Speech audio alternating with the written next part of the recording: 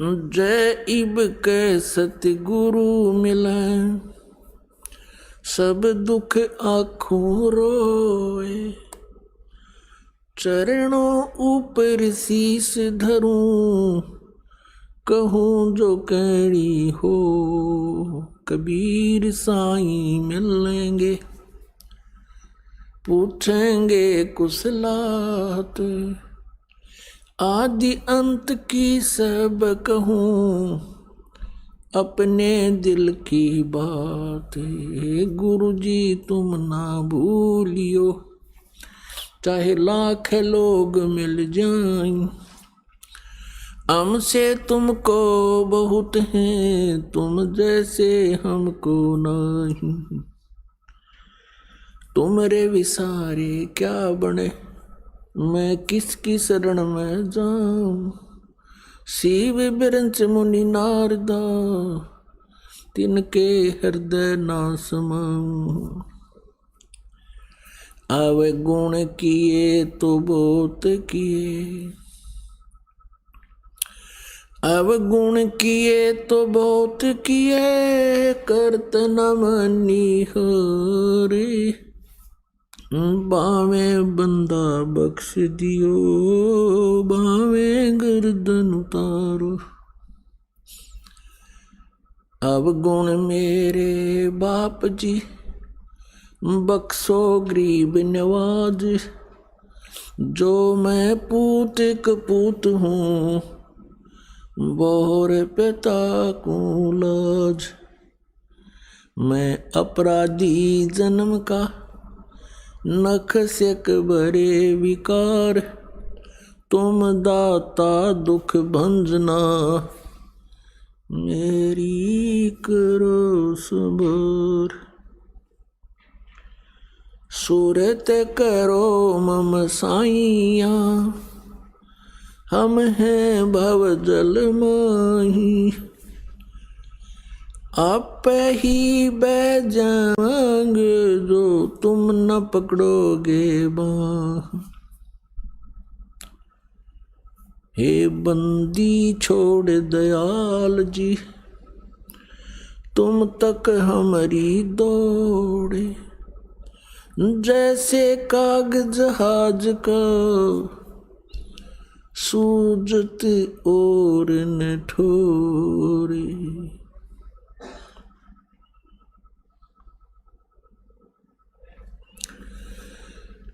पूर्ण ब्रह्म, परम अक्षर ब्रह्म, सर्वश्रेष्ठी रचनहार कबीर देव जी, ये हम सभी आत्माओं के जनक हैं। ये हम सबके उत्पत्ति करता है। उसी परमेश्वर की असीम कृपा से आप जी यहाँ सत्संग के अंदर उपस्थित हुए हो। पुण्यात्माओं, परमात्मा कबीर देव जी स्वयं सतलोक से आते हैं, जहाँ हम सभी का उद्गम स्थल है, जहाँ हम सभी उत्पन्न किए गए थे, जहाँ हम रहा करते थे, वो सतलोक है। सतलोक का अर्थ है शाश्वत स्थान। शाश्वत मीन सदा रहने वाला, जिसका कभी नाश ना हो। हम वहाँ रहा करते थे सतलोक में। हमारा जन्म और मृत्यु नहीं होता था, वृद्ध अवस्था नहीं थी। वो अनाम्य लोक है। अनाम्य का अर्थ होता है जिसमें कोई रोग ना हो। एक अनामी लोक है, वो अलग है। अनाम्य का अर्थ होता है जिसमें कोई रोग ना हो। हम उस लोक में रहा करते थे, और हम अपनी गलती के कारण, अपनी नासमझी के कारण, हमने वहाँ एक भयंकर भूल करी, जिस कारण से हम सभी यहाँ काल के जाल में फंस गए। ये काल का लोक है, जो श्रीमद् भगवद गीता अध्याय नंबर 11 के श्लोक 32 में खुद कहता है कि मैं काल हूँ अर्जुन, अब सभी को खाने के लिए आया हूं, सबका नाश करूंगा। अर्जुन श्री कृष्ण को बहुत अच्छी तरह जानता था। श्री कृष्ण अर्जुन के साले थे, क्योंकि श्री कृष्ण की बहन सुभद्रा अर्जुन से ब्याही थी। और उसके पश्चात भी उस समय जब वो काल प्रकट हुआ, काल आया, प्रवृत्त हुआ, श्री कृष्ण जी के शरीर में प्रवेश हो करके और फिर शरीर से बाहर निकल के उसने अपना विराट रूप दिखाया, श्री कृष्ण का शरीर ओझल कर दिया। तब अर्जुन पूछता है कि हे महानुभाव, आप कौन हो? मैं आपसे अपरिचित हूँ, मैं बहुत भयभीत भी हूँ। इससे सिद्ध है कि वहाँ वो श्री कृष्ण जी नहीं थे, काल था। वो काल बोल रहा था। श्रीमद् भगवत गीता जी का ज्ञान इस काल भगवान ने दिया है श्री कृष्ण जी के शरीर में प्रवेश करके। तो वो स्वयं कहता है कि मैं काल हूं और अब प्रवृत्त हुआ हूं। यदि श्री कृष्ण गीता जी का ज्ञान दे रहे होते तो ये शब्द प्रयोग नहीं करते और न ही अर्जुन को ये पूछने की आवश्यकता पड़ती आप कौन है। ये वो काल है जो प्रत्येक कार्य, प्रत्येक कर्म ये धोखे से करता है, प्रत्येक को मिसगाइड रखता है, किसी को भी सत्य से परिचित नहीं होने देता। और गीता जी अध्याय नंबर 4 के श्लोक 5 और 9 में ये खुद कहता है, अर्जुन तेरे और मेरे बहुत जन्म हो चुके हैं, तू नहीं जानता मैं जानता हूं। मेरे जन्म और कर्म अलौकिक हैं। इसके कर्म अलौकिक ऐसे हैं कि ये किसी को सच्चाई से परिचित नहीं होने देता, अपने वास्तविक रूप को कभी किसी के सामने प्रत्यक्ष नहीं करता। ये काल है जिसके लोक में हम फंस गए हैं।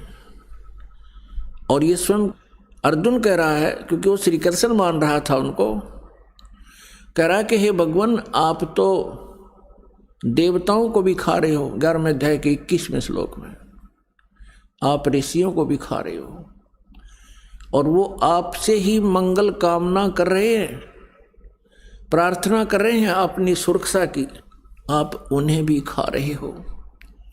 कुछ आपकी दाढ़ों में लटके हुए हैं, सब के सब आपके मुख में समा रहे हैं। तो 11वें अध्याय के 32वें श्लोक में कहता है, अर्जुन मैं काल हूं, मैं अब प्रवृत्त हुआ हूं और तू ना युद्ध करेगा तो भी मैं इनको मार डालूंगा, मैंने इनको खाना है। तो ये लोक इस काल का है और यहां जन्म और मृत्यु कंपलसरी है, क्योंकि इसको काल भगवान को एक श्राप लगा हुआ है 1 लाख मानव शरीरधारी प्राणियों का नित आहार करने का। पुण्यात्माओं, जैसे ये स्थूल शरीर तो यहाँ रह जाता है, हम तो इसके काम लगे रहते हैं। कोई जमीन में गाड़ देता है, कोई सभा कर देता है, संस्कार कर देता है, जला देता है, कोई जल प्रवाह कर देता है, कोई वैसे जंगल में डाल देता है। ये स्थूल शरीर को नहीं खाता, इसके अंदर सूक्ष्म शरीर है और सूक्ष्म शरीर के अंदर पूरे जीवन में मानव शरीर के अंदर जितने भी ये व्यसन करता है, आहार करता है, उसका सूक्ष्म तत्व समावेश हो जाता है सूक्ष्म शरीर में। और उस सारे 1 लाख मानव शरीरधारी प्राणियों को तपतशिला के ऊपर एक बहुत बड़ी तपतशिला माने अपने आप गर्म एक तवे जैसी पत्थर की टुकड़ी है, उसके ऊपर डाल देता है। वो सबतः गर्म रहती है, बहुत बहुत गर्म होती है और सभी प्राणियों को उसके ऊपर डाल देता है। फिर वो वहाँ प्राणी ऐसे तड़प तड़प कर जैसे खील बुनिया करें, ऐसे चटक पटक करते हैं और वो मरते नहीं। सूक्ष्म शरीर में पीड़ा बहुत होती है, सब तौबा बोल जाते हैं, उनसे निकले हुए गंध को वो काल खाता है। अपने आत्माओं, जिसका उद्देश्य ही यहाँ खाना है, मारना है, और इसीलिए जन्म और मृत्यु यहाँ कंपलसरी है, तो ऐसे लोक में हम रह रहे हैं। अब ये गीता ज्ञानदाता ज्योत स्वरूपी निरंजन भी कहलाता है, 21 ब्रह्मांड का स्वामी है, 21 ब्रह्मांड का मालिक है, प्रभु है, राम है। इसको ब्रह्म भी कहते हैं, ब्रह्म, और इसी को सरपुरुष भी कहते हैं, जो गीता जी अध्याय नंबर 15 के श्लोक 16 और 17 में 3 पुरुष बताए हैं। एक सरपुरुष, सरपुरुष ये खुद है, ये ज्योत स्वरूपी निरंजन भी कहलाता है, ये काल भी कहलाता है। और एक अक्षर पुरुष, अक्षर पुरुष 7 शंख ब्रह्मांड का स्वामी है, 7 शंख ब्रह्मांड का स्वामी, 7 शंख, नील पद्म शंख, वो अक्षर पुरुष कहलाता है। अक्षर का अर्थ होता है जिसका नाश ना हो, अविनाशी। लेकिन वास्तव में ये अक्षर पुरुष, जिसे परब्रह्म भी कहते हैं, ये भी अविनाशी नहीं है, इसकी भी आयु सीमा है।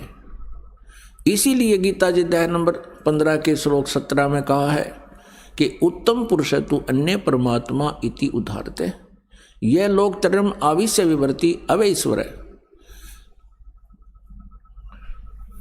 उत्तम पुरुष, जैसे गीता जी अध्याय नंबर 15 के श्लोक नंबर 16 में 2 पुरुष बताए, सरपुरुष और अक्षर पुरुष, और साथ में ये भी निर्णय दिया है कि इनके तथा इनके अंतर्गत जितने भी प्राणी हैं ये सभी नाशवान हैं, और जीवात्मा किसी की मरती नहीं, वो अमर है।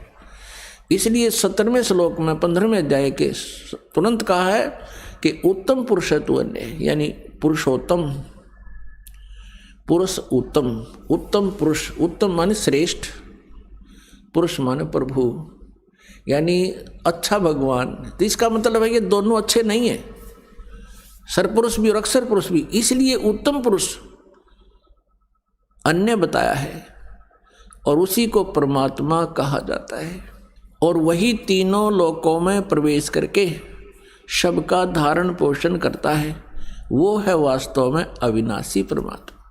अब यहाँ ये भ्रमित संत, ऋषि, गुरु आपको भ्रमित कर सकते हैं। 15वें अध्याय के 18वें श्लोक में गीता जी में ये सरपुरुष गीता ज्ञानदाता कहता है कि मैं लोक वेद के आधार से पुरुषोत्तम प्रसिद्ध हूँ, क्योंकि मेरे अंतर्गत, मेरे 21 ब्रह्मांड में जितने भी प्राणी मेरे प्राधीन हैं, उनसे मैं उत्तम हूँ, उनसे श्रेष्ठ हूँ, उनसे तगड़ा हूँ। इसलिए मैं पुरुषोत्तम नाम से प्रसिद्ध हूँ। केवल लोकवेद, लोकवेद माने दंत कथा, जो वास्तविक ना हो। जैसे हम अभी तक श्री ब्रह्मा जी, श्री विष्णु जी, श्री शिव जी को अजन्मा कहा करते थे, सुना करते थे। इनके कोई माता पिता नहीं, इनको सर्वेश्वर, महेश्वर, मृत्युंजय, कालज्य, सर्वेश्वर कहा करते थे। ये लोकवेद था, ये दंत कथा थी। वास्तव में इनके इतिहास में लिखा है, इनकी जीवनी में लिखा है कि नासवान है और इनकी जन्म मृत्यु होती है। इनकी माता दुर्गा है और पिता ज्योत निरंजन काल, ये सरपुरुष है। ये स्वयं भी स्वीकार करता है गीता जी अध्याय नंबर 10 के श्लोक नंबर 2 में कि मेरी उत्पत्ति को न तो देवता जानते हैं, न ये सिद्ध पुरुष और न ये ऋषि जानते हैं, क्योंकि ये सभी मेरे से उत्पन्न हुए हैं। तो पुण्यात्माओं, वो पुरुषोत्तम कोई और है, और वो पुरुषोत्तम रहता कहाँ है? वो शाश्वत स्थान में रहता है, सनातन परमधाम में रहता है, और वहाँ से चलकर आता है। हम सभी आत्माएं उस परम अक्षर ब्रह्म सत्य पुरुष कबीर देव जी की हैं। वो हम सबका पिता है, चींटी से लेकर हाथी, रंग से लेकर राजा तक का। लेकिन यह काल ने हमें अपने स्वरूप से ही अपरिचित करा दिया, हमारे वास्तविक ठिकाने से हमें गुमराह कर दिया। यहाँ जन्म मरण का विधान हमें फाइनल बता दिया, अपने आप को इसने निराकार सिद्ध करवा दिया। क्योंकि ऋषि महर्षियों ने परमात्मा पाने की चेष्टाएं की, क्योंकि आत्मा परमात्मा से बिछड़ने के उपरांत उसी दिन से इसकी खोज में लग गई, क्योंकि आत्मा को परमात्मा के अभाव का बहुत गहरा धक्का लगा। पुण्यात्माओं, जब तक आपके घर पर बिजली आई हुई है, बल्ब भी चल रहे हैं, कूलर भी चल रहे हैं, पंखा भी चल रहा है, और भी आवश्यक कार्य आप जो कर रहे हैं वो भी हो रहा है, और जिस समय वो बिजली चली जाती है फिर आपको उसकी आवश्यकता महसूस होती है, उसका अभाव आपको खटकता है, और सारा दिन कट लग जाए तो पसीने छूट जाते। तो ऐसे ही आत्मा को, हम सभी को वहाँ बहुत सुख था, किसी चीज़ का कोई अभाव नहीं था। ज्यों ही हम इस काल के साथ यहाँ इसके लोक में आए, हमारा वो लाइट चली गई, परमात्मा से मिलने वाली राहत हमें समाप्त हुई, खत्म हुई। और हमारे जितने इन्वर्टर चार्ज थे, जब तक वो चलते रहे तो हम सोचते रहे मौज हो रही है, और जब हमारे इन्वर्टर की बैटरी डिस्चार्ज हो गई फिर हम गधे और कुत्ते सुअर बना दिए गए इस काल के द्वारा, इस काल के लोग।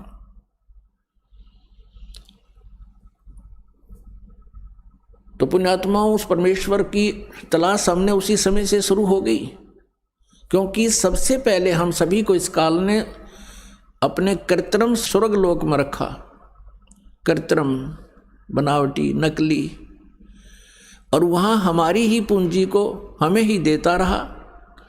एक रेस्टोरेंट बना लिया इसने, हम जो वहाँ राम नाम की पूंजी लेकर आए थे उस रेस्टोरेंट में इसने हमसे छीन ली, और सुविधाएं जो देता था उसके चार्जिंग शुरू कर दिए, उसके चार्ज हमसे लेने शुरू कर दिए। जब हम कंगाल हो गए, पृथ्वी पर पटक दिए, कुत्ते और गधे सुअर बना दिए, और मनुष्य जीवन, एक मानव जीवन इसने हमें देना पड़ रहा है, क्योंकि इसको परमात्मा ने एक श्राप लगा दिया।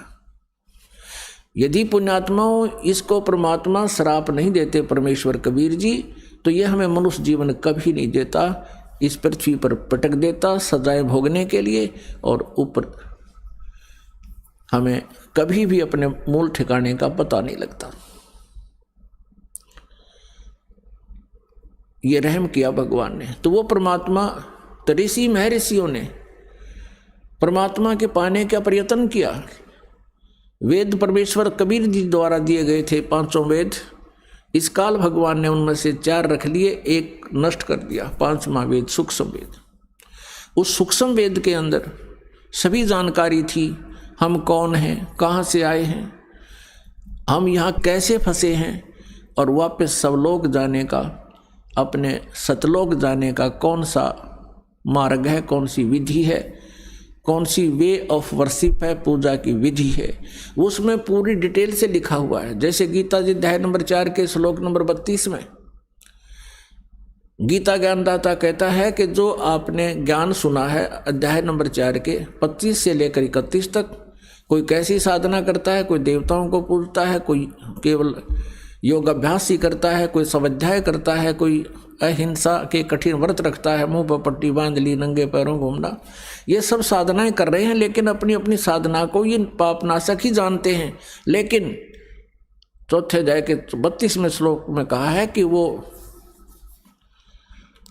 वास्तविक इन यज्ञों की जानकारी, यज्ञ माने धार्मिक अनुष्ठानों की जानकारी सच्चिदानंद घन ब्रह्म की वाणी में, ब्रह्मणे मुखे, ब्रह्मणे मुखे माने सच्चिदानंद घन ब्रह्म यानी परम अक्षर ब्रह्म की वाणी में विस्तार से कहा गया है। उनके जानने से तू सर्वथा कर्म बंधन से मुक्त हो जाएगा। तो वो ज्ञान इस काल ने छुपा दिया और मूर्ख बनाने के लिए कह दिया कि तू किसी संतों से पूछ ले, मैं नहीं जानता।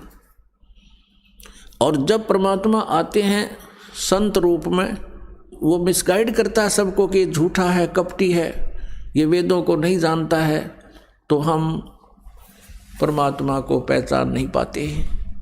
जिस कारण से हम काल के जाल में फंसे रहे। तो यहाँ उन ऋषि महर्षियों ने इस काल के द्वारा भ्रमित किए हुए ज्ञान के आधार से, लोक वेद से और तथा इन चारों वेदों के आधार से, जिसमें इनकम्प्लीट स्पिरिचुअल नॉलेज है, जिनके अंदर अधूरा आध्यात्मिक ज्ञान है, उस ज्ञान को ही हम संपूर्ण मानकर उसी के आधार से हम साधनाएं करते रहे। ऋषियों ने ओम नाम को सुप्रीम नाम मान लिया, मंत्र अंतिम, और ब्रह्म का जाप बताते रहे। और ओम नाम की साधना से क्या होता है? ब्रह्मलोक प्राप्ति होती है। गीता जी अध्याय नंबर 8 के श्लोक नंबर 16 में कहा कि ब्रह्मलोक पर्यंत भी सभी लोग पुनरावृत्ति में है। पुनरावृत्ति का अर्थ है वहां गए हुए प्राणी भी पुनर्जन्म मृत्यु में आते हैं। वो शाश्वत स्थान नहीं है, वो सनातन परमधाम नहीं है, वो भी विनाश में आता है। ऋषि महर्षियों ने ओम नाम का जाप जपना शुरू किया, क्योंकि यजुर्वेद अध्याय नंबर 40 के मंत्र नंबर 15 में स्पष्ट किया है कि वायु अनिलम अमृतम अथिदम बसवांतम शरीरम ओम कर्तु समर किलवे समर कर्तुम समर। अब इन ऋषि महर्षियों ने यहाँ से ओम नाम तो सिलेक्ट कर लिया कि परमात्मा का केवल एक ओम मंत्र है।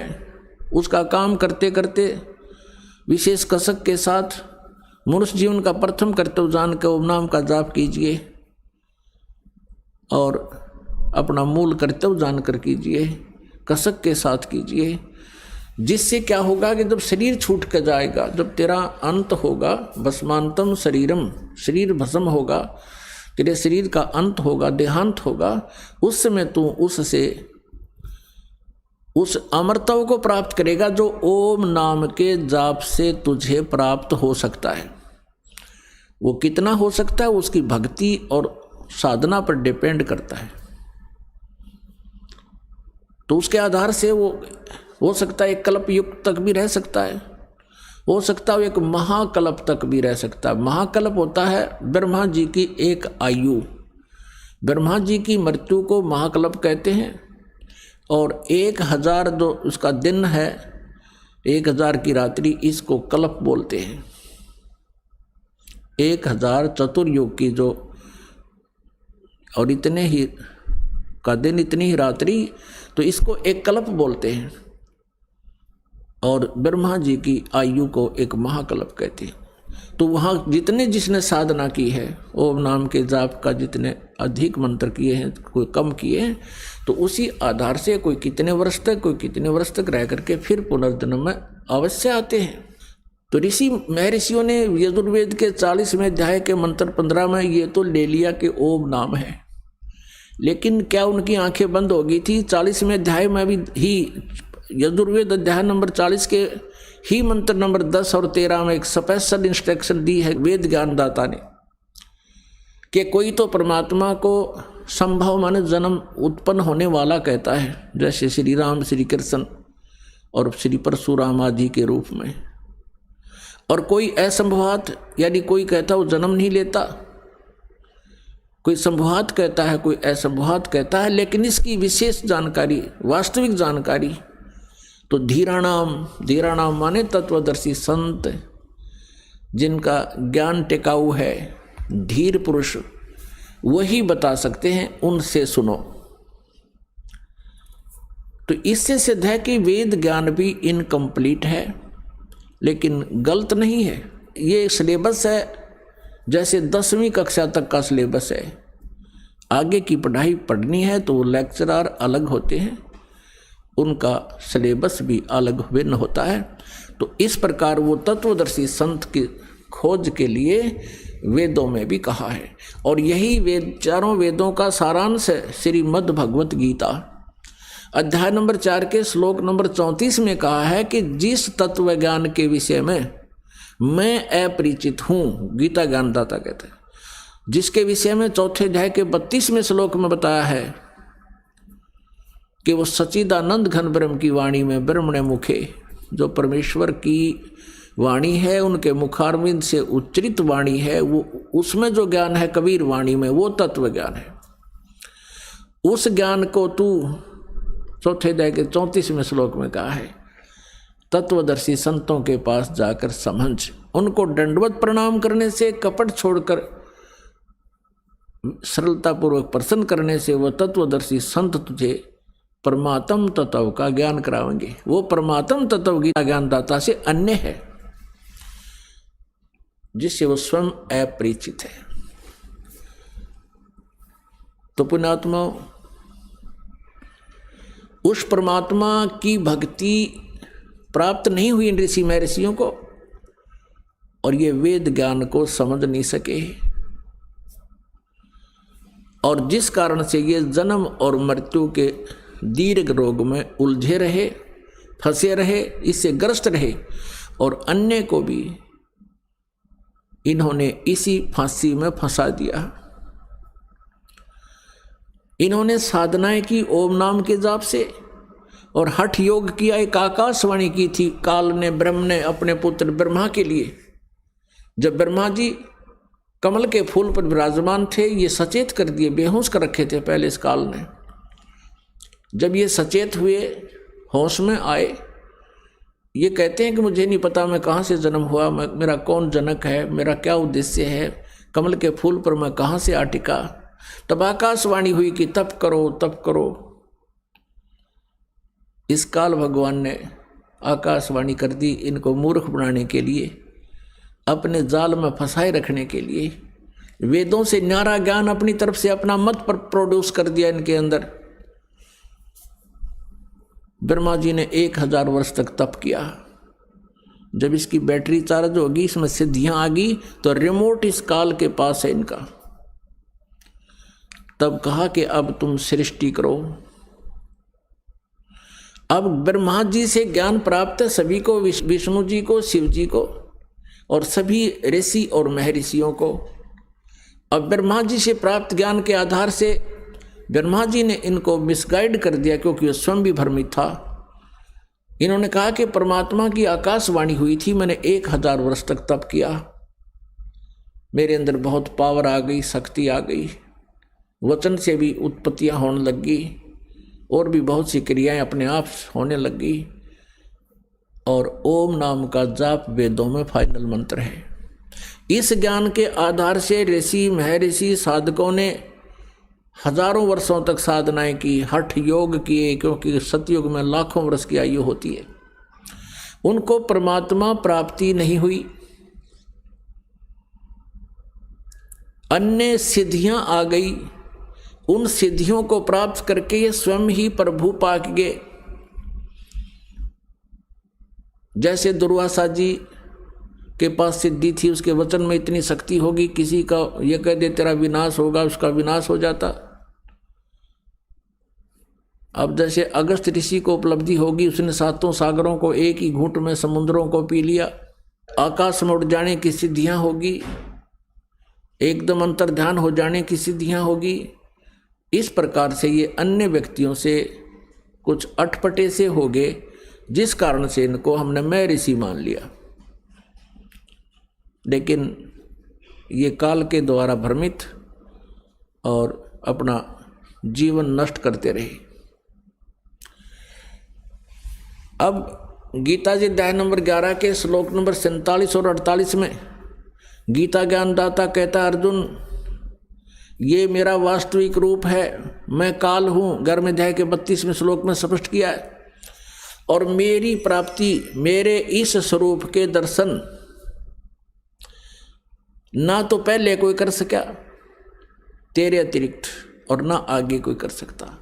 अब मैंने अपनी कृपा से तुझे ये सब कुछ, अपना शरीर, अपना रूप दिखाया है। और मेरी प्राप्ति यानी मेरे इस रूप के दर्शन, ब्रह्म की प्राप्ति, ना वेदों में वर्णित विधि से, ना किसी जप से, ना तप से, ना किसी क्रियाओं से कभी नहीं हो सकती। तो इसने तो किल्ली काट दी, स्पष्ट कर दिया कि मेरी प्राप्ति यानी ब्रह्म प्राप्ति नहीं है। अब ऋषि महर्षियों ने वही जाप किए जो काल ने इनको दे रखे थे, उससे इन ब्रह्म प्राप्ति हुई नहीं। इन्होंने अपने अनुभव की पुस्तकें उपनिषद बना डाले। परमात्मा निराकार है, और किसी ने परमात्मा को साकार भी बताने की चेष्टा की तो क्या बताया कि जो भी आपको दृष्टि गोचर है, ये पृथ्वी, पहाड़, सूर्य, चांद, सितारे, ग्रह, ये परमात्मा का साकार रूप बता दिया। और आज तक यही अज्ञान आधार सबके अंदर भरा पड़ा था।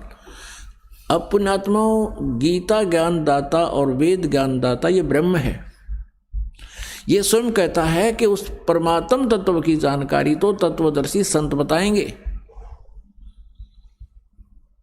वो इन्हें मिला नहीं, वो इनको मिले नहीं, और मिले तो इन्होंने माना नहीं। क्योंकि परमेश्वर कबीर देव जी ये हमारे सबके मालिक हैं, और यही यहाँ हमें इस यथार्थ ज्ञान को, सूक्ष्म वेद को जो काल ने नष्ट कर दिया, समाप्त कर दिया, उसको पुनः देने के लिए, बताने के लिए आते हैं। तुम कौन हो, कहाँ से आए हो, तुम यहाँ किस लिए जीवित हो, एक पल में ना जाने किसकी मृत्यु हो जावे और तुम्हें मूर्ख बना रखा है। ये तुम्हारी कार है, ये तुम्हारी कोठी है, ये तुम्हारी संपत्ति है, और ऐसा नहीं करोगे तो डरा के रखता ये मन सबको, इस आत्मा को भयभीत रखता है, तेरा विनाश हो जाएगा, तू ऐसा नहीं करेगा तो ऐसा हो जाएगा, सत्संग में जाएगा तो पीछे से हानि हो जाएगी। और वो हानि तो एक दिन होनी है, जब भगवान से दूर रहे तो मृत्यु हो जाएगी। फिर वो जिस लाभ के लिए सारा जीवन खो दिया वो परमानेंट खत्म हुआ। तो इन बातों को हमने गहराई से सोचना पड़ेगा। सत्संग में आने से आपको ज्ञान होता है, सत्संग में आने से आपको ज्ञान होता है, और वो परमात्मा द्वारा दिया हुआ, परमेश्वर द्वारा दिया हुआ ज्ञान उन्हीं की अमृतवाणी में आपको सुनाया जाता है, जो सच्चिदानंद घन ब्रह्म की वाणी है, जो पांचवा वेद है। उसके आधार से परमात्मा हमें बताते हैं कि तुम जो साधनाएं करते हो, जिस लोक में रह रहे हो, ये काल का लोक है, और यहाँ कोई भी प्राणी सुखी नहीं है। परमात्मा स्वयं आए, कबीर देव जी चारों युगों में आते हैं। सतयुग में सत्सुकृत नाम से प्रसिद्ध होते हैं, और पूरे युग में सत्सुकृत नाम के महापुरुष के नाम से जाने जाते हैं, ऋषि के नाम से। त्रेता युग में मुनिंदर नाम से उनकी प्रसिद्धि होती है, और द्वापर युग में करुणामय नाम से, और कलयुग के अंदर उन कबीर नाम से, उनके वास्तविक नाम से ही वो प्रकट होते हैं।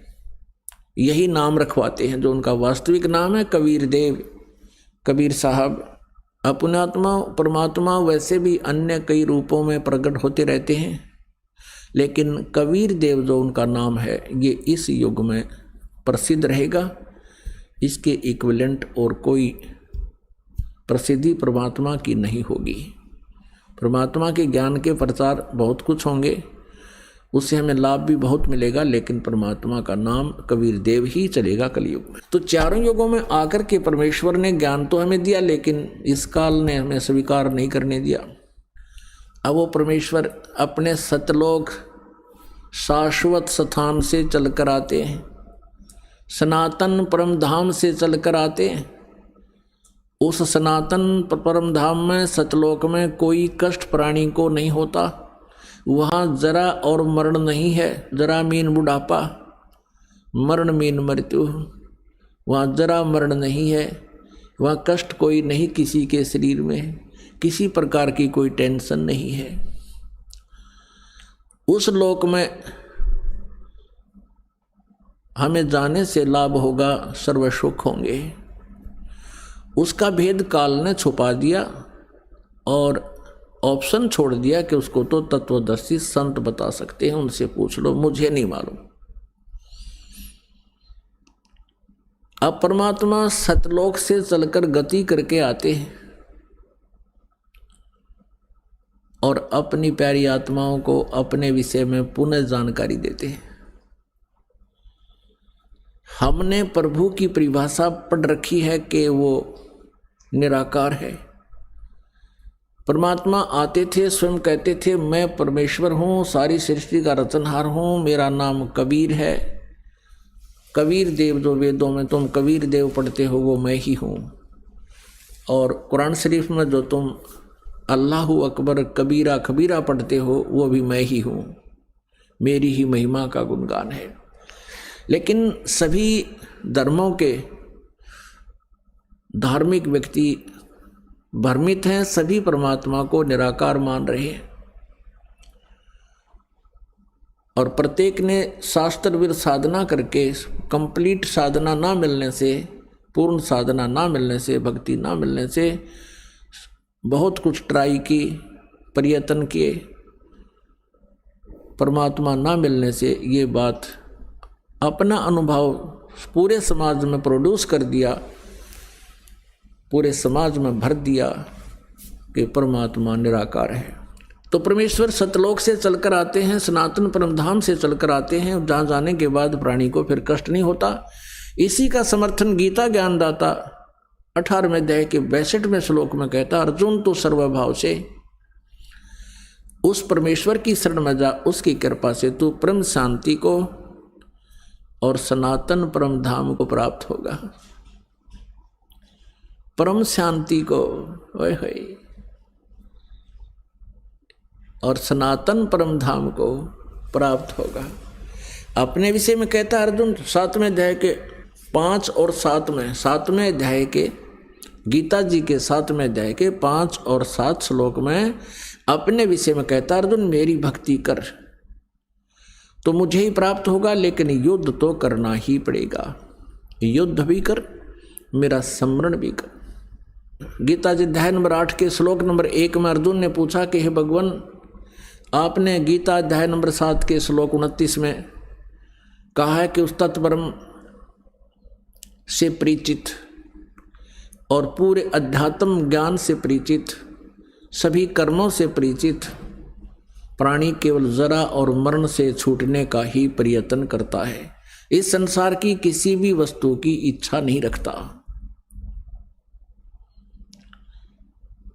अब अर्जुन पूछता है 8वें अध्याय के प्रथम श्लोक में किम तत्ब्रह्म, वो तत्ब्रह्म क्या है। 8वें अध्याय के 3 श्लोक में गीता ज्ञानदाता कहता है वो परम अक्षर ब्रह्म है। गीता जी अध्याय नंबर 15 के श्लोक नंबर 1 से 4 और 16-17 में ये बहुत विस्तार से जानकारी दी गई है। तत्वदर्शी संत की पहचान भी बताई गई है कि उल्टे लटके हुए संसार रूपी वृक्ष के सभी विभाग जो बता देगा। जैसे अक्षर पुरुष एक पेड़ है, निरंजन वा की डार, निरंजन कहते हैं सर्व पुरुष को। दूसरे शब्दों में हम कहें कि अक्षर पुरुष एक पेड़ है, सर्व पुरुष वा की डार और तीनों देवा शाखा हैं ये पात रूप संसार।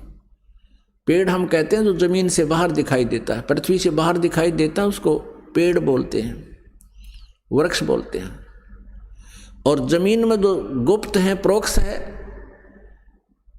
वो जड़ है, वो मूल है, वो परम अक्षर ब्रह्म है जो प्रोक्ष है।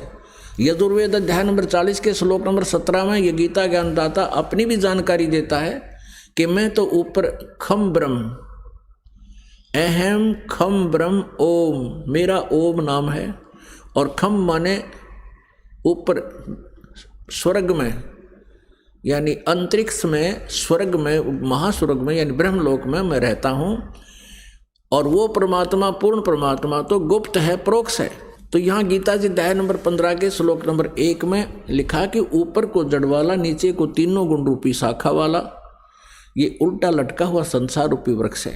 और जो संत इसके सभी विभाग बता देगा, पत्तों सहित, जड़ से लेकर पत्तों तक, भी तना कौन भगवान है फॉर एग्जाम्पल है, और जड़ कौन भगवान है इस संसार रूपी वृक्ष की। जड़ मीन जिससे सभी क्रियाएं हों, जिससे सबकी उत्पत्ति हुई हो, जो सबका जनक है और सबका धारण पोषण करने वाला, सबका पिता है, वो जड़ रूपी परमात्मा है, वो परम अक्षर ब्रह्म है। और तना जो है ये अक्षर ब्रह्म है, और उससे निकली हुई मोटी डार समझो ये सर्व ब्रह्म है। और उस सर्व ब्रह्म का यानी उस डार का 3 शाखाएं हैं, ये रजगुण ब्रह्मा, सतगुण विष्णु, तमगुण शिव जी रूपी शाखाएं हैं, और हम पात रूप संसार। तो परमात्मा ने आकर बताई थी सच्चिदानंद घन ब्रह्म की वाणी में, उस तत्व ज्ञान में बताया कि अक्षर पुरुष एक पेड़ है, निरंजन वा की डार, और तीनों देवा शाखा है, ये पात रूप संसार। गीता ज्ञान दाता कहता है कि जब तुझे तत्वदर्शी संत प्राप्त हो जा, उसके पश्चात 15वें अध्याय के 4थे श्लोक में कहा कि उसके पश्चात परमेश्वर के उस परम पद की खोज करनी चाहिए, जहां जाने के बाद साधक फिर कभी लौटकर संसार में नहीं आते, अर्थात वो पूर्ण मोक्ष प्राप्त कर जाते हैं, उनके सब संकट मिट जाते हैं। और फिर कहता है कि जिस परमेश्वर ने अपने से अन्य परमेश्वर के बारे में कह रहा है कि जिस परमेश्वर से संसार रूपी वृक्ष की प्रवृत्ति विस्तार को प्राप्त हुई है, अर्थात जिसने सभी ब्रह्मांडों की रचना, सभी आत्माओं की रचना की है, और उसी की भक्ति कर, नथिंग एल्स। गीता ज्ञानदाता कहता है कि उसी की भक्ति कर, मैं भी उसी की शरण में हूं और सबकी पूजाएं त्याग दे तू। 15वें अध्याय के 16 और 17 में 3 प्रभु, सर्वपुरुष, अक्षर पुरुष और परम अक्षर पुरुष, सर्वब्रह्म, अक्षर ब्रह्म, परम अक्षर ब्रह्म, इन तीनों की जानकारी विस्तार से है। पुण्यात्माओं, गीता जी अध्याय नंबर 7 के श्लोक नंबर 5 और 7 में गीता ज्ञानदाता कहता है, मेरी भक्ति कर मुझे प्राप्त होगा, लेकिन शांति कति नहीं, युद्ध भी करना होगा, युद्ध भी कर, मेरा स्मरण भी कर। और यदि गीता जी अध्याय नंबर 18 के श्लोक नंबर 62 में कहा कि तुम परम शांति चाहिए, सनातन परम धाम चाहिए, तो उस परमेश्वर की शरण में जा। किसकी में? परम अक्षर ब्रह्म की शरण में जा। अपनी साधना बताता 8वें अध्याय के 13वें श्लोक में गीता जी में कि ओम इति एकाक्षरम ब्रह्म व्यवहारन माम अनुस्मरण ये प्रयाति तदंदेहम स याति परमाम गतिम। माम ब्रह्म, मुझ ब्रह्म का केवल एक ओम मंत्र है, नथिंग एल्स। और इसका सुमरण कर अंतिम श्वास तक। इससे ओम नाम से मिलने वाली परम गति यानी ब्रह्मलोक प्राप्ति होगी। लेकिन ब्रह्मलोक में गए हुए प्राणी भी फिर जन्म मृत्यु में आते हैं, पूर्ण मोक्ष नहीं। गीता जी अध्याय नंबर 8 के श्लोक नंबर 16 में। यहाँ अनुवादकर्ताओं ने थोड़ी सी गड़बड़ी कर रखी है। उन्होंने अनुवाद ये कर दिया कि ब्रह्मलोक पर्यंत, ये तो ठीक कर दिया कि गए हुए प्राणी भी पुनर्वर्ती में है। अनुवाद उन्होंने वहाँ कर गलत कर रखा है कि मुझे प्राप्त प्राणी का फिर पुनर्जन्म नहीं होता। नहीं, उसका अर्थ ये बनता है कि जो ये नहीं जानते कि ब्रह्मलोक पर्यंत भी सभी पुनरावर्ती में है, वो मुझे प्राप्त भी पुनर्जन्म को प्राप्त होते हैं। न विद्यते, विद्य का जानना होता है, जानना भी होता है। एक अक्षर का केवल एक ही अर्थ नहीं होता। इन्होंने विद्य माने नहीं होता, ये विद्य माने होना लिख दिया। विद्य माने जानना भी होता है। तो ये नहीं जानते जो कि मेरे प्राप्त प्राणी भी का पुनर्जन्म होता है, तो वो ब्रह्मलोक तक जाते हैं, वहां जाकर भी फिर वापस पुनरावृत्ति में ही रहते हैं। इसलिए तो उसने कहा कि मेरे और तेरे बहुत जन्म हो चुके हैं। 4थे अध्याय के 5वें और 9वें श्लोक में, 2रे अध्याय के 12वें श्लोक में गीता जी में स्पष्ट किया है इसने। और 10वें अध्याय के 2रे श्लोक में कि मेरी उत्पत्ति को, मेरा जन्म तो होता है, लेकिन मेरे जन्म को ये ऋषि, महर्षि, ब्रह्मा, विष्णु, महेश, ये ऋषि नहीं जानते, क्योंकि ये मुझसे उत्पन्न हुए। अब पिता के जन्म को संतान नहीं बता सकती, पिता के जन्म को दादाजी बता सकते हैं। तो उस दादाजी ने, यानी हम सबके मालिक ने, कबीर देव ने, परम अक्षर ब्रह्म ने स्वयं यहाँ आकर के ये सर्व ब्रह्मांडों की रचना कैसे हुई और वो सब ज्ञान सृष्टि रचना में हमें बताया। लेकिन हमने लोकवेद बहुत सुन रखा था, परमात्मा के इस यथार्थ ज्ञान को हम स्वीकार करने में असमर्थ रहे। अब परमात्मा ने हमें समर्थ कर दिया, हमें शिक्षित कर दिया। हम काल के द्वारा भ्रमित उन ऋषि गुरुओं पर आधारित नहीं रहे, हम स्वयं अपने सदग्रंथों को पढ़ और पढ़ा रहे हैं और भगवान को पहचान रहे हैं। परमात्मा का पहचानना कठिन है, परमात्मा का पाना, मोक्ष कराना बहुत आसान है। अब यहाँ गीता अध्याय नंबर 17 के श्लोक नंबर 23 में कहा कि ओम तत्सत इति निर्देश है ब्रह्मणे त्रिविध समर्थ। ब्रह्मणे माने सच्चिदानंद घन ब्रह्म का, के स्मरण का, उसके पाने का 3 मंत्र का जाप है। ओम तत्सत। ओम तो सरपुरुष का, ब्रह्म का, और तत् और सत ये सांकेती है, ये अक्षर पुरुष का है, और सत भी सांकेती का, ये परम अक्षर पुरुष का, परम अक्षर ब्रह्म का। इन तीनों मंत्रों के जाप से परमात्मा प्राप्ति होगी, परम अक्षर ब्रह्म की प्राप्ति होगी। केवल ओम नाम का जाप करने से ब्रह्मलोक प्राप्ति होगा। जैसे कोई जड़ी है, कोई भी एक जड़ी है, जैसे हरड़ है या सौंठ है या कोई अन्य जड़ी है, उसको अकेली को खाने से उसका कुछ अन्य लाभ होता है, और उसको 2-3 जड़ियों में मिला दिया जाए, उसका कुछ और ही प्रारूप बदल जाता है, गुण में वृद्धि हो जाती है, अलग से क्रिया करता है। तो ऐसे ये अकेला ओम का नाम जब जाप किया जाता है तो वो ब्रह्म लोक तक प्राप्ति होती है, ब्रह्म तक की परम गति को प्राप्त होता है।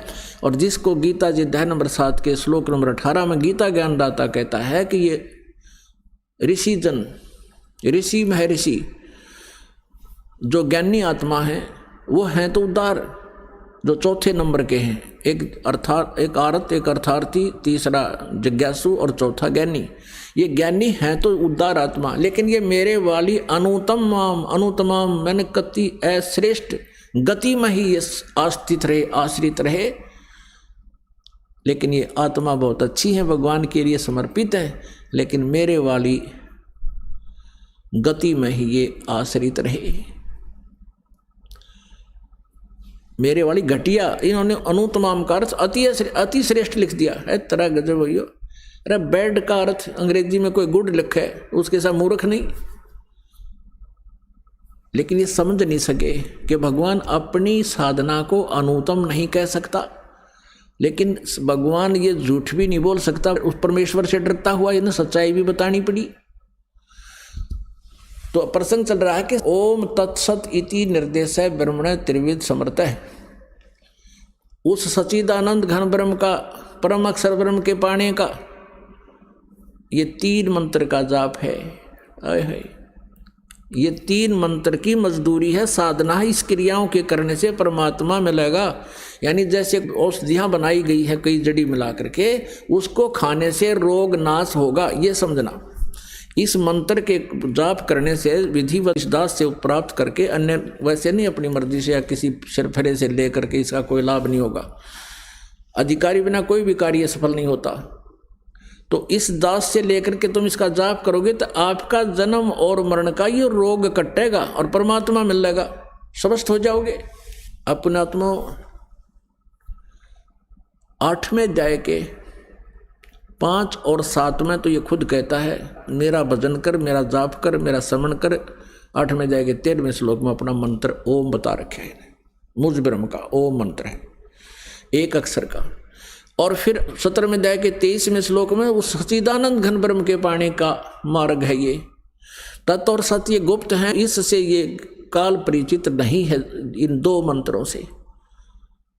इसलिए इसने ऑप्शन छोड़ दिया है 4थे अध्याय के 34वें श्लोक में कि उस तत्व ज्ञान को, परमात्म तत्व को, परमात्मा के बारे में विशेष जानकारी को तत्वदर्शी संतों से जाकर समझो, वो बताएंगे। तो ये कोड वर्ड है, ये दास बता सकता है। इस पृथ्वी पर किसी के पास ये मंत्र नहीं है, और किसी सिरफरे ने इस दास से प्राप्त करके और फिर वो कहीं बता भी देता है तो उससे कोई लाभ नहीं होगा, उसका भी नाम नष्ट हो जाता है, क्योंकि ये आध्यात्मिक मार्ग है। और काल ये चाहता है कि कोई 1-2 ऐसा सिरफरा तैयार कर दूं जो औरों का विनाश कर दे, लेकिन अब आप समझदार हो, शिक्षित हो, अब इस भूल को नहीं करना। अनधिकारी से ये प्राप्त करके मंत्र अपना जीवन नष्ट ना करना। अब यहाँ क्या बताया है कि उस परम अक्षर ब्रह्म के पाने का ये 3 मंत्र का जाप है। 8वें अध्याय के 8, 9, 10 श्लोक में गीता ज्ञानदाता कहता है, जिस परम अक्षर ब्रह्म के बारे में 8वें अध्याय के 3रे श्लोक में कहा है, यदि उसकी साधना करनी है, उसकी साधना करने वाला उसी को प्राप्त होता है। 8वें अध्याय के 5 और 7 में कहता है, मेरी साधना करेगा तो मुझे प्राप्त होगा, तुझे शांति कति नहीं, युद्ध करना होगा, युद्ध भी कर। 18वें अध्याय के 62वें श्लोक में कहा कि तूने परम शांति चाहिए तो उस परमेश्वर की शरण में जा, उसकी ही कृपा से तो सनातन परम धाम को प्राप्त होगा, परम शांति को प्राप्त होगा। और 8वें अध्याय के 8, 9, 10 में यही प्रमाण कर रहा है कि उसकी भक्ति करने वाला अंत समय तक, यानी साधना एक जैसी ही है। कोई यूं सोचे कि अभी मैं समाधिस्थ हो जाऊं, परमात्मा के ऊपर देखकर वापस आ जाऊं,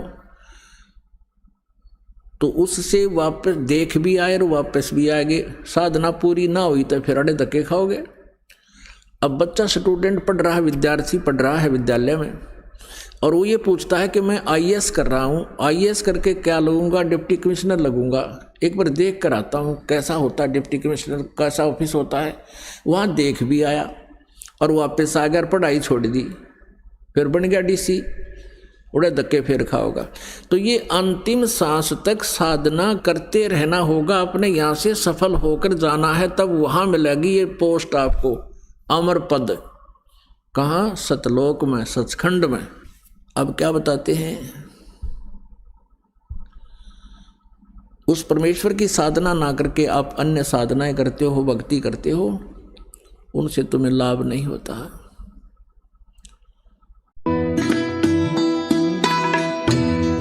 तो पुण्यात्माओं, आपका सौभाग्य है, आपको ये अनमोल वचन, अनमोल ज्ञान सुनने जोगा बनाया। पहले तो भगवान ने आपको विद्वान बनाया, शिक्षित किया, और दास को इसका जानकार बनाया।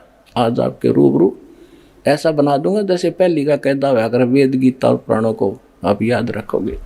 बोलो सतगुरुदेव।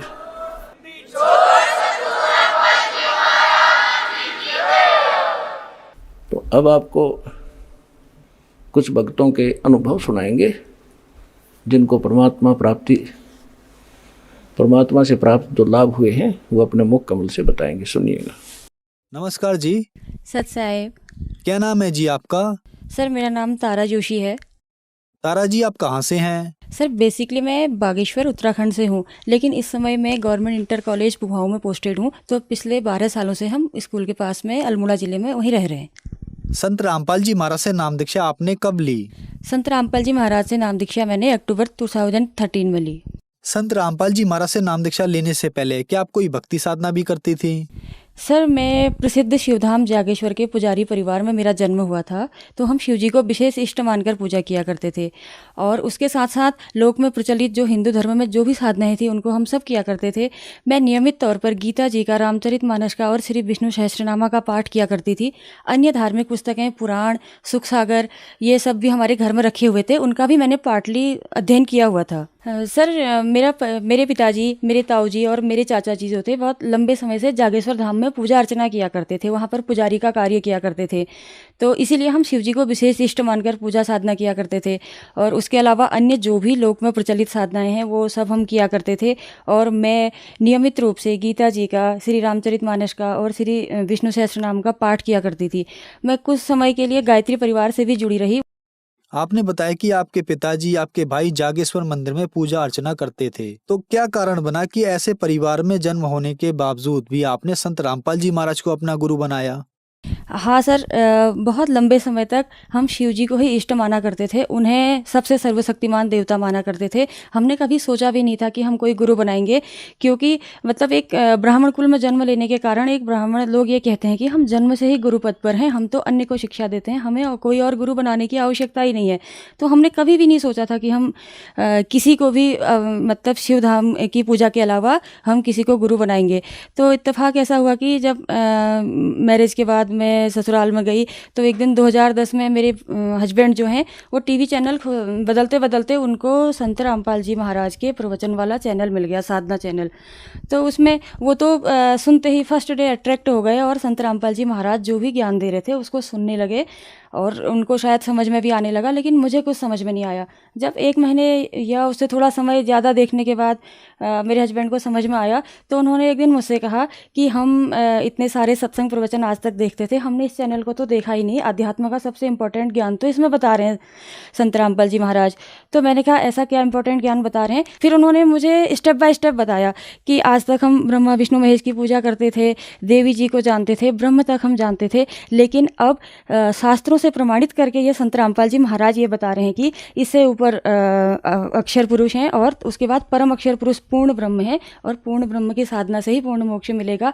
यदि हम निचले देवी देवता जिनकी भी जैसे त्रिदेवों श्री ब्रह्मा जी, श्री विष्णु जी और महेश जी की पूजा साधना करेंगे तो कुछ समय के लिए हमें इनके लोकों में स्थान मिल जाएगा, लेकिन बाद में क्या होगा कि वो समय पूरा होने पर जितनी हमने भक्ति की होगी हमें फिर से मृत्युलोक में आना पड़ेगा।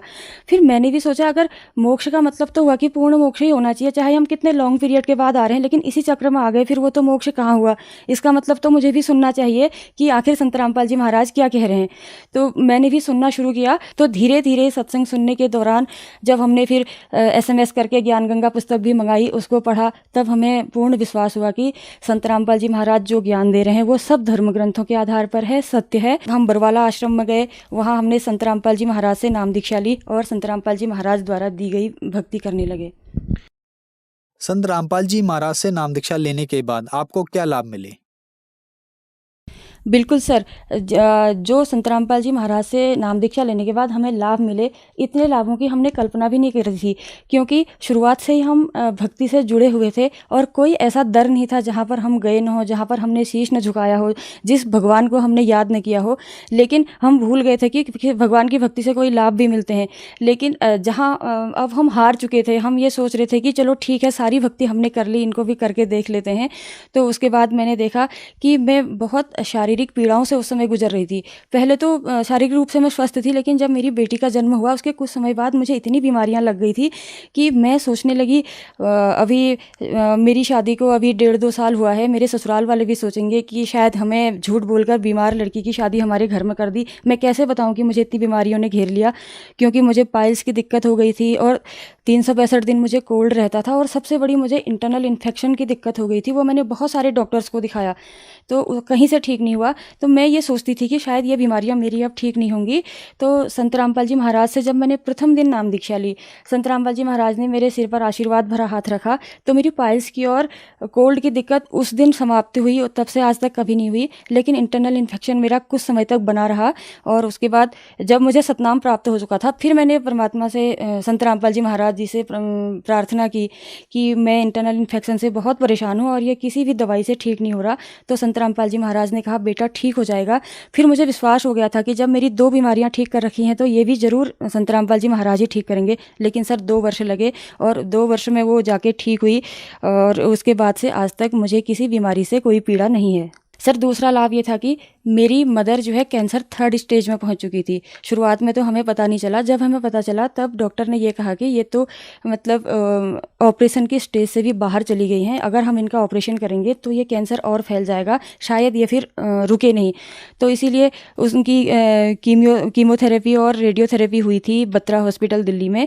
और उस समय डॉक्टर ने हमसे कहा था कि यदि हमारा ट्रीटमेंट सक्सेस हुआ तो इनकी 2-2.5 साल एज एक्सटेंड हो सकती है, लेकिन हम इस बात की गारंटी नहीं दे सकते कि ऐसा होगा भी या नहीं। सर उस समय तो हम 2-2.5 साल को भी बहुत लंबा समझ रहे थे, हम इतने में भी खुश थे कि हमारी माँ और 2-2.5 साल जी जाएगी।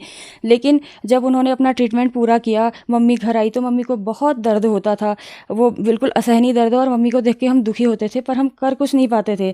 तो उसके बाद मेरे पिताजी जो थे वो जो यहाँ पर लोकल लेवल पर जैसे भूत पूजा की जाती है उसमें बलि दी जाती है या इस तरह की पूजाओं पर बिल्कुल यकीन नहीं करते थे। सब लोगों ने हमसे कहा कि तुम यहाँ अपने जो आपके कुल के इष्ट, वो भूत को इष्ट कहते हैं, तो उनकी पूजा आप नहीं करते हो, इसलिए शायद आपको ऐसा हो रहा। तो हमने पापा से बहुत रिक्वेस्ट की, पापा सब लोग कहते हैं कि हम भूत पूजा नहीं करते तो शायद इसीलिए मम्मी बीमार है, एक बार आप मान जाइए।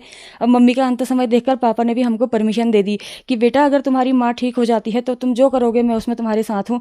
तो सर उसके बाद हमने बहुत बड़ा मंदिर बनाया, लोकल देवता गंगनाथ जी कहते हैं, बहुत पैसे भी खर्च हुए, और वहाँ पर हमने 2 बकरों की बलि भी दी कि हम कुछ भी चीज़ ऐसी छोड़ना नहीं चाहते थे कि जिससे हमें बाद में पछताना पड़े कि हम नहीं कर पाए। तो कुछ नहीं हुआ। मम्मी इतना दर्द से तड़पती थी कि मतलब हम बहुत दुखी तो होते थे, लेकिन हमारे पास कोई रास्ता नहीं था। लेकिन जब संत रामपाल से नाम दीक्षा लेने मैं गई थी, उस समय मम्मी नहीं आई हुई थी। मेरी मम्मी का मामला शायद ऐसा इकलौता हो जो कि संत रामपाल जी महाराज द्वारा दिए गए अमृत जल से पहले ठीक हुई, तब वो नाम दीक्षा लेने जा सकी, क्योंकि यदि वो उनकी तबीयत ठीक नहीं होती तो वो बिल्कुल भी यात्रा करने में सक्षम नहीं थी। तो मैंने संत रामपाल जी महाराज से प्रार्थना की। विश्वास तो नहीं था उस समय मुझे, क्योंकि हमने कोई लाभ होते देखे नहीं थे, लेकिन मैंने कहा कि संत रामपाल जी महाराज से, मेरी मम्मी का स्वास्थ्य बहुत ख़राब है, या तो आप उसे ठीक कर दीजिए ताकि हम आपकी शरण में ला सकें, या फिर उसके शरीर को मुक्त कर दीजिए ताकि मतलब हम उसको रोज़ दर्द से तड़पता ना देखें।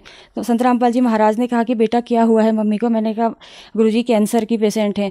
तो संत रामपाल जी महाराज ने मुझे सर एक अमृत जल की शीशी दी थी और कहा कि ये अपनी मम्मी को दे देना, वो ठीक हो जाएंगी। जब हम घर लाए तो पहले दिन अमृत जल दिया तो मम्मी को आराम हुआ थोड़ा सा। फिर मैं रोज़ पूछती, मम्मी कुछ आराम है क्या? मम्मी कहती थी हाँ मैंने आज भी दवा नहीं खाई, फिर अगले दिन भी नहीं खाई। तो हमने सोचा ये कैसा चमत्कार हो गया कि कहीं से मम्मी ठीक नहीं हुई, लेकिन यहाँ पर से कैसे ठीक हो सकती है। फिर जब 1 महीना बीत गया था, संत रामपाल जी महाराज ने ही मेरे मन में प्रेरणा की। मुझे ऐसा महसूस हुआ कि अगर संत रामपाल जी महाराज ठीक कर सकते हैं, और मैंने वचन दिया था कि मैं यहाँ लेके आऊँगी, शायद समय पर नहीं ले जाऊँ तो फिर पुरानी स्थिति में आ जाए। मैंने मम्मी से पूछा क्या आप बरवाला आश्रम तक आ सकती हो? जो मम्मी पहले 5 किलोमीटर जाने के लिए भी सोचती थी, मना करती थी कि बेटा मैं नहीं जा पाऊँगी, मुझे बहुत कष्ट है। उसने कहा हाँ, क्योंकि उसको रिलीफ मिल चुका था। उसके बाद तो मम्मी बरवाला आश्रम गई, संत रामपाल जी महाराज से नाम दीक्षा ली। आज संत रामपाल जी महाराज की दया से उन्हें सारनाम मिल चुका है और वो बिल्कुल स्वस्थ हैं। जब मेरी मम्मी कैंसर का ट्रीटमेंट करने गई थी तो डॉक्टर ने कहा था कि हम इनकी सर्जरी करेंगे, वो सक्सेस होगी तो ये 2-2.5 साल और जी सकती हैं। और परंतु संत रामपाल जी महाराज से हमने नाम दीक्षा ली तो उसके बाद अब मम्मी को न तो कोई दवाई खानी पड़ती है, न किसी प्रकार की सर्जरी की ज़रूरत है। इन बातों को आज 10 वर्ष पूरे हो गए हैं और अभी इस समय भी मम्मी को कोई दिक्कत नहीं है। सर हम दोनों हस्बैंड वाइफ गवर्नमेंट एम्प्लॉई हैं, तो सब लोग ये मानते हैं कि गवर्नमेंट जॉब वाले ठीक ठाक अर्निंग कर लेते हैं, वो बात सही भी है। लेकिन मेरे हस्बैंड के जो शौक़ थे तो उनको महंगी शराब पीने का और मीट मांस खाने का बहुत शौक़ था। मैं तो मांस का सेवन नहीं किया करती थी। तो मेरे हस्बैंड ने अपने घर में मतलब तरह तरह की जो है शराब रखी हुई थी, उसको वो अपना स्टेटस सिंबल मानते थे। तो हम कुछ भी बचत नहीं कर पाते थे, हमारे पास कोई भी सेविंग नहीं थी। और उसके अलावा कभी कभी शौकिया वो दिवाली में जुआ भी खेला करते थे। मुझे ऐसा लगता था कि शायद इनकी अभी आदतें कभी नहीं छूटेंगी, और मैं कहा भी करती थी तो मुझसे कह देते थे कि जो इन चीज़ों को नहीं करता उसे तो आज के ज़माने में पिछड़ा माना जाता है, ये तो आधुनिक लोगों की पहचान है। तो मैं तो हार चुकी थी, फिर मैं ज़्यादा कुछ कहा भी नहीं करती थी।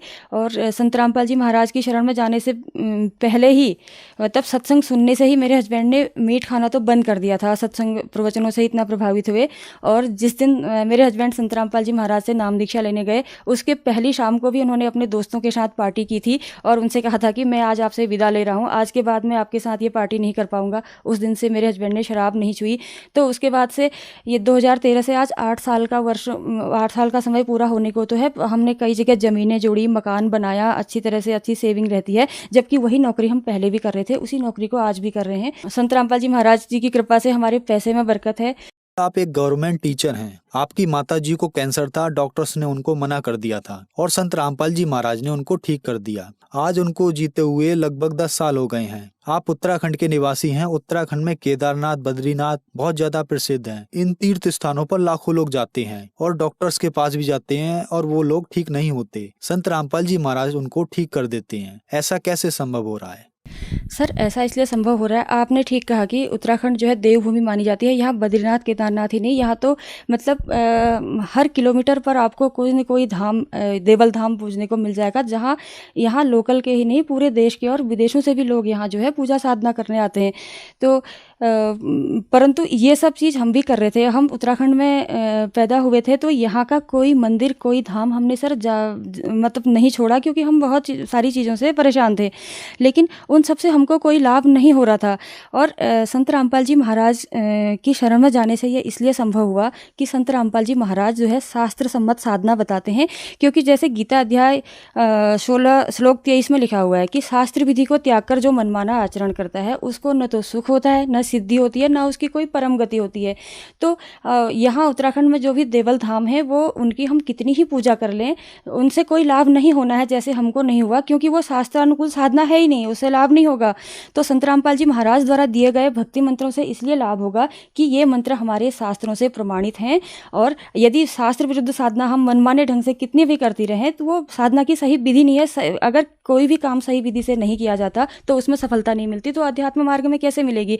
तो आज के दिन में मतलब पूरे विश्व में संत रामपाल जी महाराज के अलावा किसी के पास सत्य भक्ति के मंत्र नहीं है। वो अपनी अपनी कथाएं कहते हैं, गीता को दबा करके जरूर रखते हैं, श्रीमद् देवी भागवत को दबाकर जरूर रखते हैं हाथ के नीचे जो प्रवचन करते हैं, और कथा वो अपनी कहते हैं, बोल देते हैं कि इसमें लिखा हुआ है। जिस दिन उनके अनुयायी श्रद्धालु लोग खुद किताब खोलकर देखने लग जाएंगे, वो प्रश्न उन्हीं से करेंगे कि जो आप कहा करते थे ये गीता में लिखा है, ये श्रीमद् देवी भागवत में लिखा है जिससे हम प्रवचन कर रहे हैं, तो वो कहाँ पर है। तो अभी शिक्षित समाज है, थोड़े समय बाद जागेगा और सब लोगों को संत रामपाल जी महाराज का ज्ञान स्वीकार करना ही पड़ेगा, और लाभ भी तभी मिलेंगे। सर ये कंप्लीट और फाइनल मोक्ष मार्ग है, इसके अलावा और हर कसौटी पर खरा उतरेगा, कोई भी किसी भी तरीके से जांच सकता है इसको। बहुत सारे दर्शक आज आपको टीवी पर देख रहे हैं, बहुत सारे लोग ऐसे हैं जिनको बहुत सारी बीमारियां हैं या कैंसर है, उनके लिए आप क्या कहना चाहेंगी। सर मैं जो भी लोग या तो सांसारिक दुखों से पीड़ित हैं या सत आध्यात्मिक मार्ग को खोज रहे हैं, मैं उन सबसे यही कहना चाहूँगी कि यदि आपको इन दोनों चीज़ों को प्राप्त करना है तो अंततः आपको संत रामपाल जी महाराज का सत्संग सुनना पड़ेगा, उनकी शरण में आना पड़ेगा, उनके ज्ञान को स्वीकार करना पड़ेगा, और यहाँ आकर के निश्चित रूप से आपको लाभ होंगे जैसे कि हमको हुए हैं। संत रामपाल जी महाराज से नाम दीक्षा कैसे ली जा सकती है।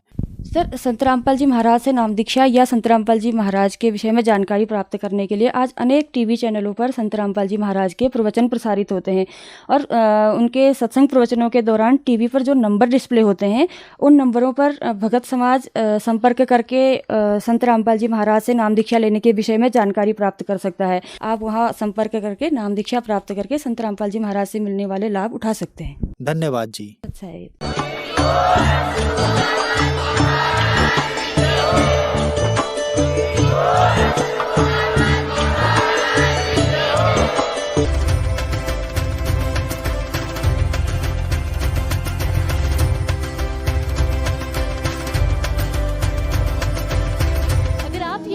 YouTube पर देख रहे हैं तो हमारे चैनल को सब्सक्राइब करें और बेल आइकन को दबाना ना भूलें। अगर आप Facebook पर ये वीडियो देख रहे हैं तो हमारे पेज को लाइक करें।